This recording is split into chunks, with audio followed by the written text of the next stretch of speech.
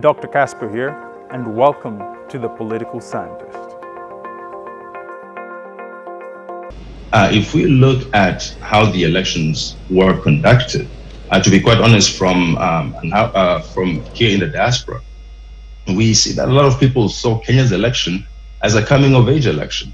Even people who may have been for Azimio in the diaspora saw this election as quite free and fair. So I believe we can improve on the technology, especially once it gets to the final place. But I think the transparency was at a level that we didn't even expect that level of transparency at the polling stations, at the constituent places. And so there are always going to be hitches, even here in the United States. I'm sure you all saw the debacles that happened.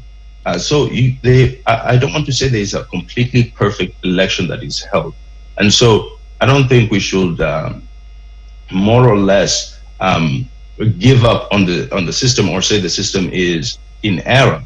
I think the system is quite good. What we can do is continue to modify as we learn, because we have come a long way as a nation. And so I believe we can continue to modify, bring in some of those changes through the experiences that we are going through. But for the most part, it's just a matter of improving from one level to another. And I think we are getting there. We may not be there yet, but I think even when we look at a lot of these petitions, a lot of them are questions on procedures of sometimes human errors. And so that's a matter of training. That's a matter of coming up with better procedures. So you have to ask ourselves, is it the technology, or is it just the fact that we need to continuously improve on the training and the procedures of holding elections? Now, Casper, you said something very important, that from where you sit in diaspora, Kenya's election was seen to have been handled in a way that shows that our democracy has come of age. Now, what does this mean in terms of our region, the East Africa community, and the entire continent? How are they viewing Kenya's elections with regards to what Kenya's election means to them and what they need to improve on? Well, I think this is one of the most important elections that has ever been held in Eastern Africa and Africa as a continent.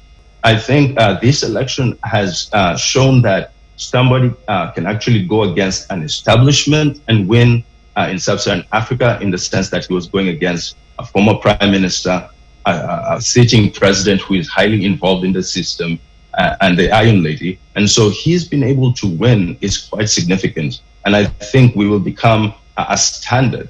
Most of the times, Africa looks to Europe and other places to look at the standard of elections.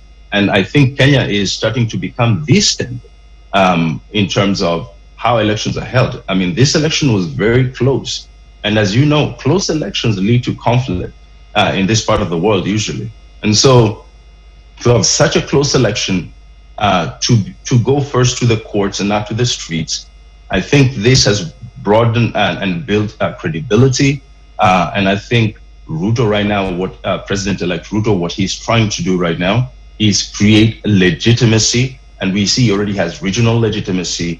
And I believe he will be building up on that legitimacy to try and have the continental legitimacy, which that's what he needs. And finally, he needs the big ones like the United States, China, to officially recognize his presidency, and then he may be able to consolidate power much easier.